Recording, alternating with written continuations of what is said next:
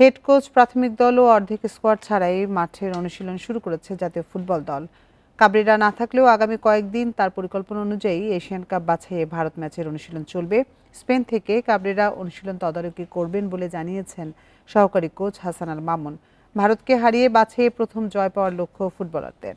বসুন্ধরা কিংসের সাথে সম্পর্ক ছিন্ন করেছেন, মাঝে ফিরে গিয়েছিলেন ডেনমার্কে।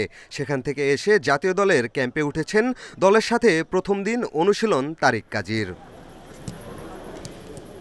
কিংসের ফুটবলারদের ছাড়াই শুরু হয়েছে ভারত মিশনের প্রস্তুতি। ব্যক্তিগত কারণে ছুটিতে head coach হাবিয়ের Cabrera.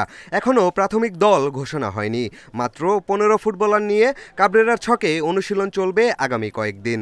But overall plan যেটা আমরা অ্যাকচুয়ালি কোচিং স্টাফ জানি যে প্রত্যেক দিন আমাদের কি প্রোগ্রাম, যেমন এই সপ্তাহে আমাদের প্রোগ্রামটা কি। ইভেন ও স্পেন থেকে কিন্তু আমাদের এই প্রোগ্রামটা মনিটরিং করছে। আজকে আমাদের পুরোটা সেশন রেকর্ডিং হবে এবং এই সেশনটা ওর কাছে চলে যাবে। ও ফিডব্যাক দেবে, রিভিউ দিবে, দেন কোনো কারেকশন থাকলে এটা আমরা কারেকশন করে নেব। 2 ম্যাচ বাকি থাকতেই এশিয়ান কাপে খেলার স্বপ্ন শেষ বাংলাদেশের। 4 ম্যাচে 2 ড্র 2 হার। বাছাইয়ের শেষটায় জয়ের লক্ষ্য মোরসালিনের। লাস্টে একটা চান্স আমাদের প্রুভ করার, নিজেদেরকে প্রুভ করার যে একটা কি করতে পারি আমরা লাস্ট, এইটাই। সবাই আপনারাও তাকায় আছেন আমাদের দিকে, সবাই তাকায় আছে।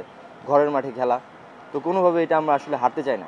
ভারত ম্যাচের আগে ফুটবলাররা খ্যাপ খেলে যেন ইনজুরিতে না পড়েন, তাই আগেভাগে ক্যাম্প শুরু করেছে বাফুফে। জাতীয় দলে থেকেও কেন খ্যাপ খেলতে হয় তার ব্যাখ্যা দিয়েছেন ডিফেন্ডার রহমত মিয়া। যেহেতু আমাদের ফেডারেশন থেকে একটা স্টেটমেন্ট আসছে, আমাদের সোশ্যাল অ্যাসপেক্টস এবং পলিটিক্স অ্যাসপেক্ট থেকে আসলে যখন আমরা এলাকাতে থাকি তখন এলাকার যারা গণ্যমান্য ব্যক্তিরা আছে তারা চায় যে ন্যাশনাল টিমের প্লেয়াররা বাড়িতে আসছে, তারা যেন আমাদের মাঠে এসে খেলে। আমার মনে হয় যে সামাজিক এবং রাজনৈতিক প্রেক্ষাপট বিবেচনা করেই প্লেয়ারদের আসলে বাধ্য হতে হয় নিজের মাঠে খেলতে। মঙ্গলবারের মধ্যে দেশে ফিরবেন কাবরেরা। এই সময়ের মধ্যে চ্যালেঞ্জ লিগ খেলে জাতীয় দলের ক্যাম্পে যোগ দেবেন বসুন্ধরা কিংসের ফুটবলাররা। পিয়াস সাহা, ইন্ডিপেন্ডেন্ট নিউজ, ঢাকা।